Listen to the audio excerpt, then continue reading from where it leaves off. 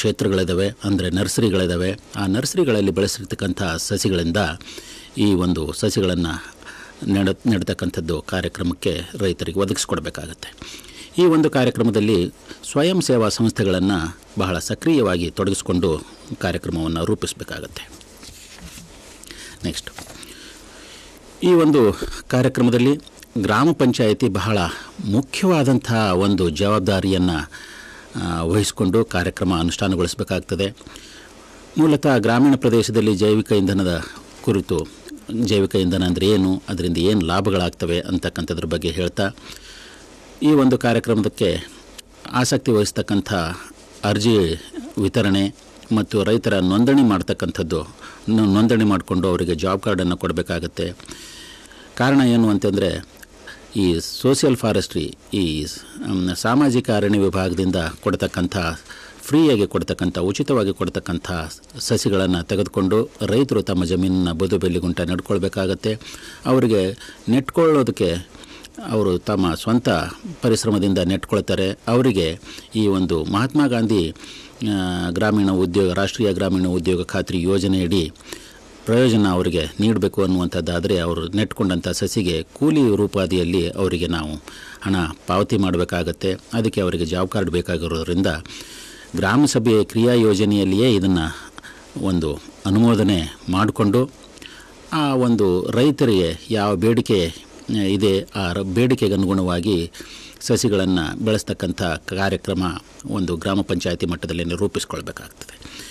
ಇದಾದ ನಂತರ ಹಾಗೆ ಈ ಒಂದು ಕಾರ್ಯಕ್ರಮದಡಿ ಎಷ್ಟು ಸಸಿಗಳನ್ನು ಕೊಡಬೇಕು ಅನ್ನುವಂಥದ್ದಾದರೆ, 1 ಎಕರೆಗೆ ಸುಮಾರು ಬದುಗುಂಟ ನಾವು ನೆಡ್ತಾ ಹೋದರೆ, 15 ಅಡಿಗೆ ಒಂದೊಂದು ಸಸಿಯನ್ನು ನಾವು ನೆಡ್ತಾ ಹೋದರೆ ಸುಮಾರು 40 ಗಿಡಗಳನ್ನು ನಾವು ನೆಡೋದಕ್ಕೆ ಸಾಧ್ಯತೆ ಇದೆ. ಅದಕ್ಕೆ ಒಂದು ಎಕರೆಗೆ 40 ಸಸಿಗಳಂತೆ ಒಂದು 2 ಎಕರೆ ಭೂ ಪ್ರದೇಶಕ್ಕೆ ಸುಮಾರು 100 ಸಸಿಗಳನ್ನು ನಾವು ಕೊಟ್ಟದ್ದೇ ಆದರೆ ಅದರಲ್ಲಿ ಒಂದು 10% ಅಲ್ಲಿ ಸಸಿಗಳು ಬೆಳೆದೇ ಇದ್ರೂ ಕೂಡ ಈ 40 ಗಿಡಗಳಾದರೂ ಬರ್ತವೆ 1 ಎಕರೆಗೆ ಅನ್ನುವಂಥದ್ದು ಅನಿಸಿಕೆಯಲ್ಲಿ ಆ ಒಂದು 2 ಎಕರೆ ಜಮೀನಿಗೆ ಸುಮಾರು 100 ಸಸಿಗಳನ್ನು ಕೊಡ್ತಕ್ಕಂಥದ್ದು ವ್ಯವಸ್ಥೆ ಮಾಡಬೇಕಾಗತ್ತೆ.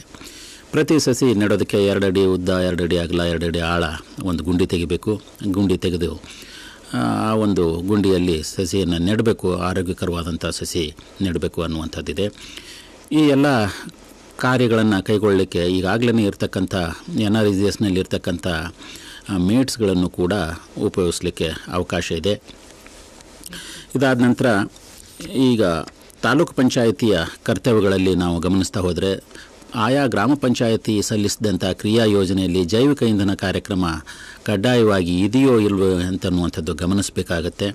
ಆ ಕಡ್ಡಾಯವಾಗಿ ಜೈವಿಕ ಇಂಧನ ಸಸಿಗಳನ್ನು ಅಕಸ್ಮಾತ್ ಅವರು ಕ್ರಿಯಾ ಯೋಜನೆಯಲ್ಲಿ ಅಳವಡಿಸ್ಕೊಳ್ಳದೆ ಹೋದರೆ ಅದನ್ನು ಪುನಃ ಗ್ರಾಮ ಪಂಚಾಯಿತಿಗೆ ಹೇಳಿ ಅದನ್ನು ಕ್ರಿಯಾ ಯೋಜನೆಯಲ್ಲಿ ಸೇರಿಸ್ಕೊಳ್ಳೋದಕ್ಕೆ ಅವಕಾಶ ಮಾಡಿಕೊಡ್ಬೇಕಾಗತ್ತೆ.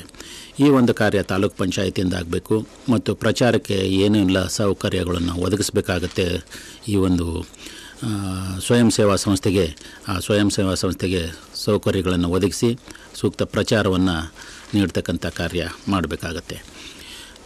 ಮತ್ತು ಜಿಲ್ಲಾ ಪಂಚಾಯಿತಿಯು ಕೂಡ ಈ ಒಂದು ಗ್ರಾಮ ಪಂಚಾಯಿತಿ, ತಾಲೂಕು ಪಂಚಾಯಿತಿ ಮಾಡಿರ್ತಕ್ಕಂಥ ಕಾರ್ಯವನ್ನು ಅದರ ಮೇಲೆ ಸೂಕ್ತ ನಿಗಾ ವಹಿಸಬೇಕು.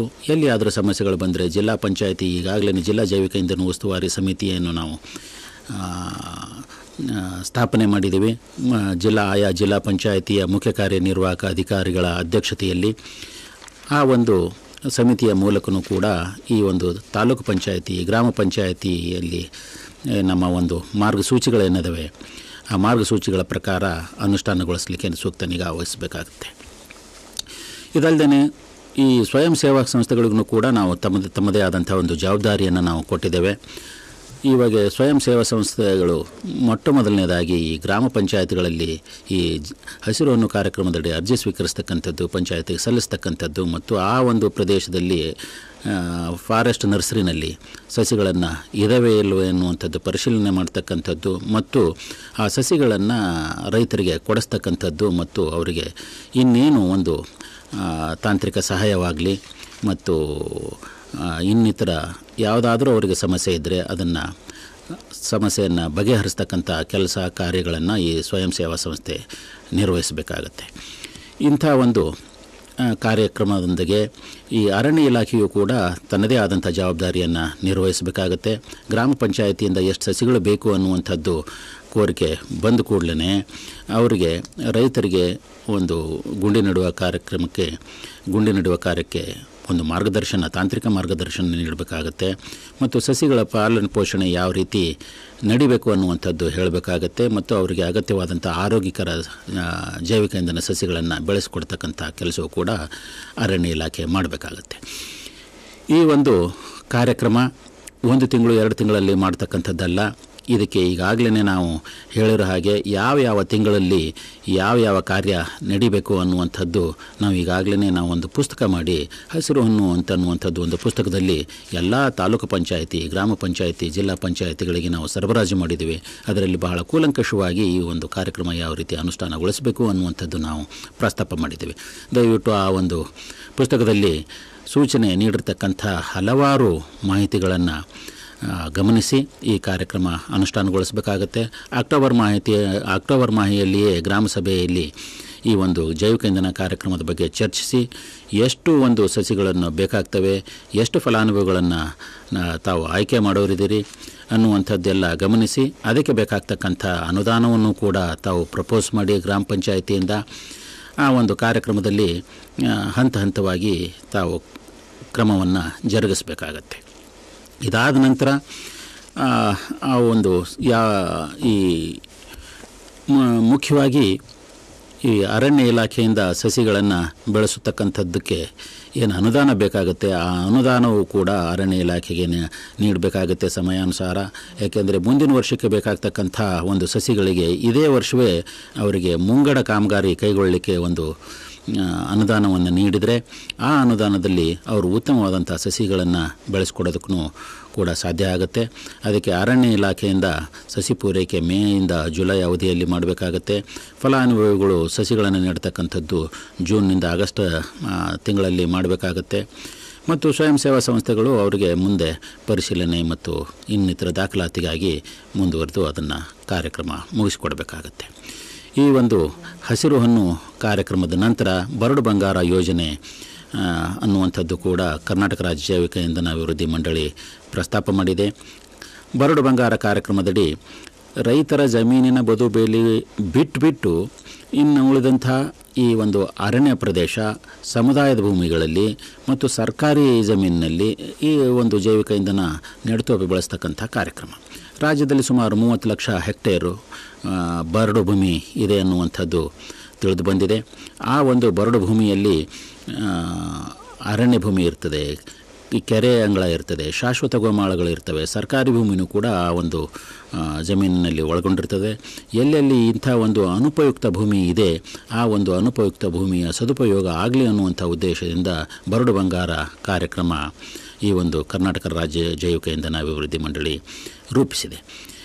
ಈ ಒಂದು ಜೈವಿಕ ಇಂಧನ ಅಭಿವೃದ್ಧಿ ಮಂಡಳಿಯಿಂದ ರೂಪಿಸ್ತಕ್ಕಂಥ ಬರಡು ಬಂಗಾರ ಕಾರ್ಯಕ್ರಮದಡಿ ಈಗಾಗಲೇ ನಾವು ಕೆಲವೊಂದು ಕಡೆ ಮಾಡಿಸ್ತಕ್ಕಂಥ ಕೆಲವೊಂದು ಫೋಟೋಗ್ರಾಫ್ಸನ್ನು ತಾವು ನೋಡ್ತಾ ಇದ್ದೀರಿ. ಬರಡು ಅರಣ್ಯ ಭೂಮಿಯಲ್ಲಿ ಸಸ್ಯಗಳನ್ನು ಯಾವ ರೀತಿ ನಡೆಸೋದಕ್ಕೆ ಸಾಧ್ಯತೆ ಇದೆ ಅನ್ನುವಂಥದ್ದು ಚಾನೆಲ್ ಗೊಂಟ ಇರ್ತಕ್ಕಂಥದ್ದು ಸರ್ಕಾರಿ ಜಮೀನಿನಲ್ಲಿಯೂ ಕೂಡ ಒಂದು ಜೈವಿಕ ಇಂಧನ ಸಸ್ಯಗಳನ್ನು ಬೆಳೆಯೋದಕ್ಕೆ ಸಾಧ್ಯತೆ ಇದೆ. ಈಗಾಗಲೇ ಬೆಳೆಸಿರ್ತಕ್ಕಂಥ ಬೇರೆ ಕಡೆ ಬೆಳೆಸಿರ್ತಕ್ಕಂಥ ಕೆಲವೊಂದು ಜೈವಿಕ ಇಂಧನ ಸಸಿಗಳ ಕೆಲವೊಂದು ಫೋಟೋಗಳನ್ನು ತಾವು ಈ ಒಂದು ದೃಶ್ಯದಲ್ಲಿ ಗಮನಿಸ್ತಾ ಇದ್ದೀರಿ.